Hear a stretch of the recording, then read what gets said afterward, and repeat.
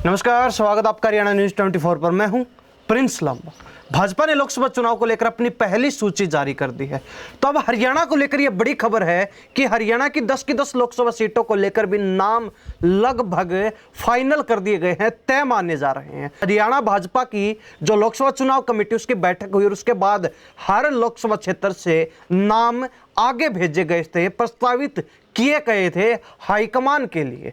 तो कहीं ना कहीं हर लोकसभा क्षेत्र से किस नेता का नाम आगे भेजा गया है और किस नेता की संभावनाएं जताई जा रही कि वो प्रत्याशी हो सकते हैं, इस मामले पर विस्तार से चर्चा करते हैं। सबसे पहले अगर बात की जाए हरियाणा की 10 सीटों में से एक और जो रिजर्व सीट है अंबाला सीट, जहां से सांसद रहे हैं लगातार 2 बार जीत दर्ज की रतनलाल कटारिया। हालांकि उनका खराब स्वास्थ्य के चलते निधन हो गया और जिसके बाद अंबाला लोकसभा सीट खाली पड़ी है। लेकिन अब वहां से जो प्रस्तावित नाम है, जो नाम आगे भेजे गए हैं, उनमें सबसे पहला नाम है बंतो कटारिया, जो सांसद रतनलाल कटारिया की पत्नी है। तो कहीं ना कहीं भाजपा की तरफ से इनका नाम आगे भेजना, सीधे से तौर पर कहा जाए तो ये समीकरण बैठाया गया है कि जो सहानुभूति वोट हैं वो प्राप्त हो जाएंगे और कहीं ना कहीं बंतो कटारिया को अगर टिकट मिलती है तो। लेकिन इसमें भी एक कयास ये जोड़ा जा रहा है कि अगर बंतो कटारिया को टिकट देनी होती, चुनाव लड़वाना होता लोकसभा का, तो भाजपा अब से पहले ही उपचुनाव करवा चुकी होती, सहानुभूति के तौर पर वोट भी हासिल कर चुकी होती। इसके बाद अगर दूसरा नाम आता है तो वो है बलवंत सिंह सढौरा, जो सढौरा विधानसभा क्षेत्र से पूर्व विधायक रहे हैं भाजपा के 2014 में, और कहीं ना कहीं एक लोकल कैंडिडेट के तौर पर देखा जाए तो बड़ी जो है जबरदस्त छवि अंबाला सीट पर अपनी रखते हैं और कहीं ना कहीं ये भी संभावित प्रत्याशी हैं। इनका नाम भी जो है आगे प्रस्तावित किया गया है हाईकमान के लिए। और तीसरे नंबर पर अगर बात की जाए तो पूर्व विधायक और मंत्री कृष्ण बेदी का नाम आता है, जो जिन्हें मुख्यमंत्री मनोहर लाल खट्टर का बड़ा करीबी कहा जाता है, बेहद जो है करीबी बताया जाता है और कहते हैं कि मुख्यमंत्री का आशीर्वाद उनको समय समय पर मिलता रहा है। लेकिन अब अंबाला सीट को लेकर लोकसभा चुनाव की तैयारियों में भी कृष्ण बेदी का नाम जोड़ा जा रहा है। तो ऐसे में देखने वाली बात यह रहेगी कि 3 ऐसे नाम हैं जो सबसे जो हम मजबूत बताए जा रहे हैं अंबाला सीट के ऊपर। वो तीनों यही हैं, पहला नाम बंतो कटारिया का, दूसरा नाम बलवंत सिंह सढौरा और तीसरा नाम जो है कृष्ण बेदी का।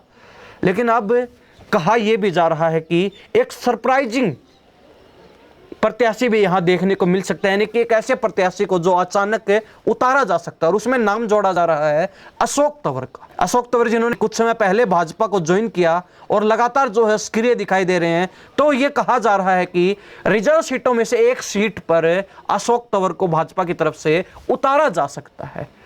हालांकि संभावना यह भी लगाई जा रही है कि अशोक तंवर को अंबाला सीट पर भी उतारा जा सकता है। खुद भी अंबाला सीट पर लड़ने के इच्छुक हैं, लेकिन अशोक तंवर का नाम हरियाणा की दूसरी रिजर्व सीट यानी कि सिरसा लोकसभा सीट से आगे भेजा गया, प्रस्तावित किया गया है। हालांकि अशोक तंवर के अलावा वहां पर प्राथमिकता जो है सुनीता दुग्गल के नाम को भी दी गई, क्योंकि बीजेपी की कमेटी के द्वारा हाईकमान को तमाम हालिया यानी कि वर्तमान सांसदों के नाम भी भेजे गए हैं, उनको प्राथमिकता दी गई है। उनके नाम सूची में जरूर रखे गए हैं कि इनको दोबारा टिकट देनी चाहिए या नहीं देनी चाहिए, ये विचार विमर्श हाईकमान को करना है। लेकिन सिरसा सीट से दूसरा बड़ा नाम जो है अशोक तंवर का ही भेजा गया। वो पूर्व में जो है सिरसा सीट पर सांसद रह भी चुके हैं, तो कहीं ना कहीं यही कारण है कि वहां से अशोक तंवर का नाम भेजा गया है। लेकिन कयास ये भी लगाए जा रहे हैं कि वो सरप्राइजिंग जो है कैंडिडेट प्रत्याशी हो सकते हैं अंबाला सीट के ऊपर भी। लेकिन अगर देखा जाए तो अगर सुनीता दुग्गल की टिकट कटती है, जो कि तय माना जा रहा है कि सबसे पहले अगर किसी सांसद के हरियाणा प्रदेश में टिकट कटेगी तो वो सुनीता दुग्गल की होगी, तो कहीं ना कहीं उसके बाद कोई ऐसा बड़ा चेहरा सिरसा के अंदर बीजेपी के पास नहीं देखने को मिल रहा है। अशोक तंवर को सिरसा सीट पर लोकसभा प्रत्याशी बनाकर उतारा जा सकता है चुनावी मैदान में। तो इसके अलावा एक और तीसरा नाम इसमें जोड़ा गया है, वो है बलकौर सिंह, जो पूर्व विधायक रहे हैं। बलकौर सिंह का नाम भी सिरसा सीट पर लोकसभा प्रत्याशी के रूप में जो उम्मीदवार होने वाले हैं उनमें प्रस्तावित किया गया है हाईकमान के पास। अगली सीट है कुरुक्षेत्र सीट। कुरुक्षेत्र सीट पर वर्तमान सांसद हैं नायब सिंह सैनी, जो भाजपा के प्रदेश अध्यक्ष भी हैं, यानी कि संगठन का पूरा दायित्व, पूरा भार उनके कंधों के ऊपर है।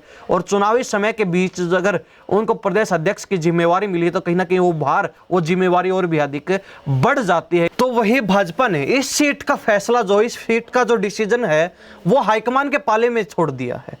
कहीं ना कहीं हाईकमान खुद अपने स्तर पर जो इस सीट पर प्रत्याशी उतारेगा, प्रत्याशी का अवलोकन करके जो उसको चुनावी मैदान में उतारा जाएगा। लेकिन जो प्रत्याशी अचानक आ सकता है, संभावनाएं जो जताई जा रही हैं, उसमें सबसे पहला नाम आता है नवीन जिंदल। जिंदल परिवार का काफी जो है मजबूत पकड़ रखते हैं अपनी कुरुक्षेत्र लोकसभा सीट के ऊपर, और कहीं ना कहीं एक तरीके से उनको जिताऊ कैंडिडेट माना जाता है। अब अगर इससे आगे बात की जाए तो अगली सीट है करनाल लोकसभा क्षेत्र, जहां से वर्तमान सांसद संजय भाटिया, सबसे बड़ी जीत उनकी मानी जाती रही है 2019 के चुनाव में, क्योंकि 6 लाख से भी अधिक वोटों के अंतर से उन्होंने जीत हासिल की थी और कांग्रेस के प्रत्याशी को कड़ी हार का सामना करना पड़ा था।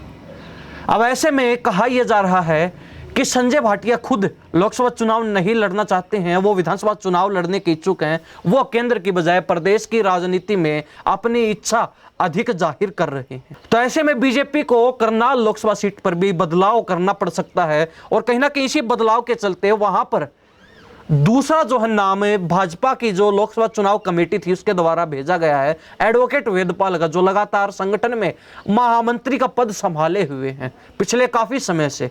पुंडरी से चुनाव लड़ा विधानसभा का, लेकिन उन्हें हार का सामना करना पड़ा। अब ऐसे में उनको लोकसभा चुनाव में उतारा जा सकता है। लेकिन इसके अलावा भी एक और ऐसा नाम है जिस पर संभावनाएं जताई जा रही हैं, योगेंद्र राणा, जो जिला अध्यक्ष हैं करनाल के। कहीं ना कहीं राजपूत प्रत्याशी को करनाल सीट पर उतारकर करनाल लोकसभा क्षेत्र में प्रत्याशी बनाकर भाजपा राजपूत फैक्टर भी खेल सकते, क्योंकि एक बड़ी संख्या राजपूत वोटर्स की करनाल सीट पर बताई जाती रही है। और कहीं ना कहीं पहली बार किसी राजपूत कैंडिडेट को लोकसभा चुनाव में उतारकर भाजपा पूरे हरियाणा में अपनी पकड़ को मजबूत करना चाहती है, खासकर राजपूत समाज के बीच। अगर बात की जाए सोनीपत लोकसभा सीट के, जहां से लगातार 2 बार जीत दर्ज की रमेश चंद्र कौशिक ने, भाजपा के सांसद हैं, लगातार 2 बार जो है बड़ी अच्छी मार्जिन से उन्होंने जीत हासिल की। लेकिन तीसरी बार कहीं ना कहीं उनको टिकट मिलने में काफ़ी कठिनाई हो सकती है, और कहा जा रहा है कि उनको टिकट नहीं मिलने वाली है। तो ऐसे में वहां पर भी कुछ संभावित नाम है। सबसे पहला नाम वहां आता है भाजपा के संगठन के पदाधिकारी मोहनलाल बड़ोली, जो राई से हालिया विधायक हैं, राई विधानसभा क्षेत्र से विधायक भी हैं, और कहीं ना कहीं संगठन की जिम्मेवारी भी उनके पास है। मोहनलाल बड़ोली भी इच्छुक हैं लोकसभा चुनाव लड़ने के। तो इसके अलावा अगर बात की जाए, जींद के जिला अध्यक्ष राजू मोर भी लोकसभा चुनाव लड़ने के इच्छुक हैं। उनका नाम भी जो है आगे भेजा गया है कमेटी के द्वारा हाईकमान के पास। तो इसके अलावा सोनीपत से जिला अध्यक्ष भाजपा के तीर्थ राणा भी जो है चुनाव लड़ने के इच्छुक बताए जा रहे हैं। उनका नाम भी जो हाईकमान के पास भेजा गया है, प्रस्तावित किया गया है। ऐसे में काफ़ी जो है कैंडिडेट सोनीपत लोकसभा क्षेत्र पर बढ़ जाते हैं, क्योंकि ये पूरे हरियाणा में जो 10 की 10 लोकसभा सीटें, उनमें सबसे अधिक नाम सोनीपत लोकसभा क्षेत्र से ही बीजेपी हाईकमान के पास भेजे गए हैं। अब यहां अगर बात की जाए तो 2 ब्राह्मण प्रत्याशी हैं, तो वही 2 जाट प्रत्याशी भी देखे जा रहे हैं। अब समीकरण क्या बैठते हैं, क्या दोबारा यानी कि एक बार फिर ब्राह्मण कैंडिडेट को उतारा जाता है, या फिर किसी जाट कैंडिडेट को अब की बार मौका मिलने वाला है सोनीपत लोकसभा क्षेत्र में। लेकिन इस बीच एक विशेष बात यह कि यहां पर ब्राह्मण और जाट जातीय समीकरणों के बीच कहा जा रहा है कि योगेश्वर दत्त बाजी मार सकते हैं, यानी कि योगेश्वर दत्त को प्रत्याशी बनाया जा सकता है। एक तरफ जो है 2 ब्राह्मण प्रत्याशी हैं, एक तरफ 2 जाट प्रत्याशी हैं, तो उनके बीच योगेश्वर दत्त को प्रत्याशी भाजपा हाईकमान की तरफ से बनाया जा सकता है। वो एक सरप्राइजिंग कैंडिडेट, यानी कि एक जबरदस्त फैक्टर के रूप में इस सीट पर काम कर सकते हैं। जो जातीय समीकरण फिट बैठ रहे हैं, जो राजनीतिक समीकरण फिट बैठ रहे हैं, उनके बीच योगेश्वर दत्त बाजी मार सकते हैं। संभावनाएं जताई जा रही है। सबसे प्रबल दावेदार के रूप में योगेश्वर दत्त का नाम सामने निकल कर आ रहा है, क्योंकि 2 बार उन्होंने विधानसभा चुनाव लड़ा, दोनों बार जो है उनकी ट्यूनिंग बीजेपी हाईकमान के साथ है, आला कमान के साथ जो देखी गई वो बड़ी जबरदस्त और बेहद ही मजबूत देखी गई है। तो ऐसे में कहीं ना कहीं योगेश्वर दत्त के लिए तीसरी बार और वो भी लोकसभा चुनाव की टिकट लाना कोई बड़ी बात नहीं होने वाली है। अगला लोकसभा क्षेत्र है हिसार। हिसार सीट की बात की जाए तो वहां से हालिया सांसद है ब्रिजेंद्र सिंह डूमरखा के बेटे ब्रिजेंद्र सिंह, जिन्होंने 2019 में चुनाव लड़ा और जीत हासिल की, भाजपा के सांसद चुने गए। हालांकि अब की बार कहा जा रहा है 2024 में ब्रिजेंद्र सिंह की टिकट बिल्कुल जो है तय मानी जा रही है कटनी। तो ऐसे में दूसरा बड़ा नाम आता है कैप्टन अभिमन्यु का, जो काफी इच्छुक हैं लोकसभा चुनाव लड़ने के। और अगर नॉन जाट की बात की जाए तो रणबीर सिंह गंगवा, जो डिप्टी स्पीकर हैं हरियाणा विधानसभा के, उनका नाम भी आगे हाईकमान के पास प्रस्तावित किया गया है लोकसभा चुनाव कमेटी के द्वारा। तो ऐसे में अगर नॉन जाट कैंडिडेट को उतारा जाता है तो उसमें रणबीर सिंह गंगवा का नाम प्रबल रूप से आगे भेजा गया है। और कहीं ना कहीं अगर जाट कैंडिडेट एक बार फिर हिसार लोकसभा क्षेत्र में उतारा जाता है तो ऐसे में कैप्टन अभिमन्यु काफी प्रबल दावेदार हिसार सीट पर होने वाले हैं, जिनका नाम हाईकमान के पास भेजा गया है। लेकिन एक और समीकरण ये भी बैठ रहा है और ये कहा जा रहा है कि यहां से एक सरप्राइजिंग कैंडिडेट हो सकते हैं, सरप्राइजिंग प्रत्याशी हो सकते हैं रणजीत सिंह चौटाला, क्योंकि वो लगातार बीजेपी से हिसार लोकसभा सीट पर लोकसभा चुनाव लड़ने की अपनी इच्छा जाहिर करते रहे हैं। और कहीं ना कहीं अपनी इसी प्रबल इच्छा के चलते उनको भाजपा की तरफ से मौका मिल सकता है हिसार लोकसभा से चुनाव लड़ने का। तो कहीं ना कहीं ऐसे में कैप्टन अभिमन्यु की बात करें या फिर रणबीर सिंह गंगवा की बात करें, सभी की जो है मुश्किलें बढ़ने वाली हैं टिकट को लेकर। लेकिन रणबीर सिंह गंगवा को नॉन जाट समीकरणों के तहत ही हिसार सीट पर उतारा जाएगा। तो ऐसे में कहीं ना कहीं रणजीत सिंह चौटाला सीधे तौर पर कैप्टन अभिमन्यु का पत्ता काटने में काफी अहम फैक्टर निभा सकते हैं, काफी अहम कड़ी हो सकते। बात की जाए फरीदाबाद लोकसभा सीट की, तो जहां से हालिया सांसद हैं कृष्णपाल गुर्जर, जिन्होंने लगातार 2 बार अपनी जीत दर्ज की और दूसरी बार की उनकी जीत भी 6 लाख प्लस वोटों से रही। काफी बड़े अंतर से उन्होंने विपक्षी प्रत्याशी को हार का सामना करवाया। ऐसे में उनकी टिकट कहा जा रहा है कि नहीं कटने वाली, उनको फिर मौका मिल सकता है। लेकिन अगर दूसरे बड़े नाम के रूप में देखा जाए तो बीजेपी हाईकमान के पास विपुल गोयल का नाम भेजा गया है। और कहीं ना कहीं लोकसभा प्रत्याशियों की सूची में विपुल गोयल का नाम जुड़ना अपने आप में एक बहुत बड़ी बात है। और कहीं ना कहीं कृष्णपाल गुर्जर के लिए ये एक बड़ा फैक्टर साबित होने वाला है, क्योंकि कृष्णपाल गुर्जर और विपुल गोयल के बीच 36 का आंकड़ा देखा जाता रहा है शुरुआत से ही। तो ऐसे में विपुल गोयल कृष्णपाल गुर्जर की टिकट काटने में अहम कड़ी साबित हो सकते हैं, अहम अपना जो है योगदान दे सकते हैं।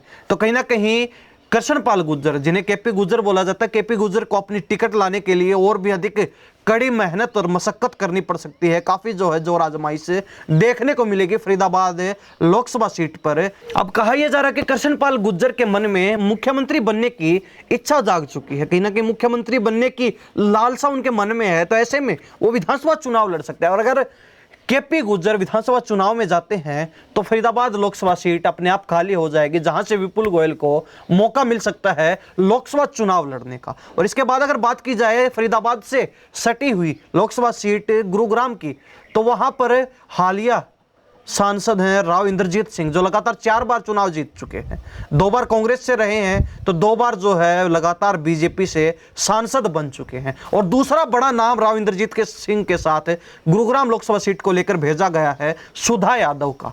लेकिन अगर बात की जाए समीकरणों की, अगर बात की जाए नेताओं के दमखम की, अगर बात की जाए नेताओं की पकड़ की, तो ऐसे में राव इंद्रजीत सिंह की टिकट कटना नामुमकिन है, असंभव है। जिस प्रकार अभी हाल ही में प्रधानमंत्री की रैली हुई रेवाड़ी में और उन्होंने जिस प्रकार भरे मंच से राव इंद्रजीत सिंह की तारीफ की, तो ऐसे में यह माना जा रहा है कि राव इंद्रजीत सिंह की टिकट तो कटने से रही। अगर हरियाणा में 10 की 10 लोकसभा सीटों पर किसी सांसद की टिकट सबसे पहली पक्की बताई जा रही तो वो राव इंद्रजीत सिंह की है। राव इंद्रजीत सिंह कहा जा रहा है कि 100% गुरुग्राम लोकसभा सीट पर बीजेपी के प्रत्याशी होने वाले हैं। और बात करें सुधा यादव की, तो सुधा यादव का नाम एक फॉर्मेलिटी के तौर पर आगे भेजा गया है, लेकिन यह तय कहा जा रहा है कि राव इंद्रजीत सिंह प्रत्याशी फिर होने वाले हैं। अब 2 सीटें बचती हैं, रोहतक और भिवानी महेंद्रगढ़ लोकसभा सीट। रोहतक की बात की जाए तो अरविंद शर्मा, जिन्होंने दीपेंद्र सिंह हुड्डा को कड़े मुकाबले के बाद 2019 के लोकसभा चुनाव में हराया था और कहीं ना कहीं 6,500 वोटों से उन्होंने जीत दर्ज की। काफी जो कम अंतर की उनकी जीत रही, काफी कड़ा मुकाबला रोहतक लोकसभा सीट पर देखने को मिला। और कहीं ना कहीं दीपेंद्र हुड्डा को हराने में कोसली विधानसभा क्षेत्र ने अपना अहम योगदान दिया। कोसली विधानसभा क्षेत्र में बीजेपी काफी बड़ी लीड जो है लेकर निकली, और जिसका सीधा सीधा असर यह हुआ कि दीपेंद्र हुड्डा को हार का सामना करना पड़ा 2019 के लोकसभा चुनाव में। और कहीं ना कहीं दीपेंद्र हुड्डा को हराकर अरविंद शर्मा ने अपना कद भी काफी बढ़ा लिया। लेकिन अभी इस सीट पर भी अरविंद शर्मा के अलावा एक और नाम भेजा गया है। वो नाम है ओम प्रकाश धनखड़, जो पूर्व प्रदेश अध्यक्ष रह चुके, पूर्व में मंत्री भी रह चुके हैं भाजपा के अंदर। तो कहीं ना कहीं उनका नाम भेजना, और उनका नाम एक सीट पर नहीं बल्कि 2 सीटों पर भेजा गया है। रोहतक लोकसभा सीट से भी ओम प्रकाश धनखड़ का नाम भेजा गया है, तो वहीं भिवानी महेंद्रगढ़ लोकसभा सीट पर भी ओम प्रकाश धनखड़ का नाम आगे हाईकमान के पास प्रस्तावित किया गया है। लेकिन यह माना जा रहा है कि उनका नाम भी एक फॉर्मेलिटी के तौर पर भेजा गया है। हालांकि ओम प्रकाश धनखड़ को ना ही रोहतक से टिकट मिलने वाली है और ना ही उनको भिवानी महेंद्रगढ़ लोकसभा सीट पर प्रत्याशी बनाया जाएगा। हालांकि भिवानी से कहा जा रहा था कि भूपेंद्र यादव को, जो केंद्र में मंत्री हैं, कहीं ना कहीं उनको टिकट मिल सकती है, वो एक सरप्राइजिंग कैंडिडेट हो सकते हैं भिवानी महेंद्रगढ़ लोकसभा सीट पर। लेकिन पहली सूची के अंदर भूपेंद्र यादव को अलवर लोकसभा सीट पर प्रत्याशी घोषित कर दिया गया। ऐसे में भूपेंद्र यादव का नाम तो भिवानी महेंद्रगढ़ सीट पर अपने आप हट गया।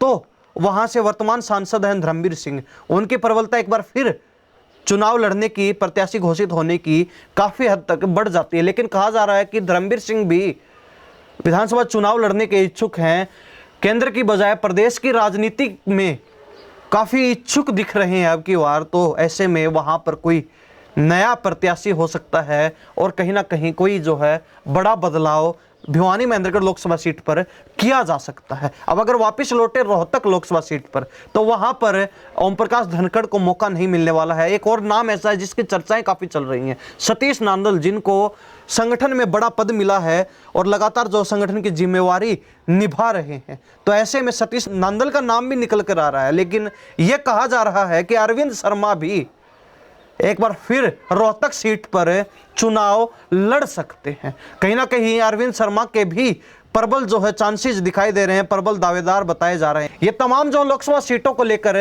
जो नाम प्रस्तावित किए गए हैं, और कहीं ना कहीं हर सीट पर जिस चेहरे की संभावनाएं सबसे अधिक है, सबसे प्रबल है, जो चेहरा सबसे मजबूत है, जो नेता, जो नाम सबसे मजबूत है, वो भी हमने आपको बताया। तो ये आज की चर्चा, इस बारे में आप क्या सोचते हैं? क्या वास्तव में ही इन नामों पर मोहर लग सकती है या फिर कुछ बदलाव देखने को मिलेगा? अपने अपने लोकसभा क्षेत्र को लेकर आप अपनी राय कमेंट में जरूर रख दीजिए कि भाजपा की तरफ से कौन सा ऐसा नाम है, कौन सा ऐसा नेता है जिसको प्रत्याशी घोषित किया जा सकता है। जो संभावनाएं थी उनको लेकर हमने चर्चा की, लेकिन आप क्या सोचते हैं कमेंट में अपनी राय जरूर रख देना। इन्हीं सब बातों के साथ मैं प्रिंस लांबा, हरियाणा न्यूज़ 24। नमस्कार, जय हिंद।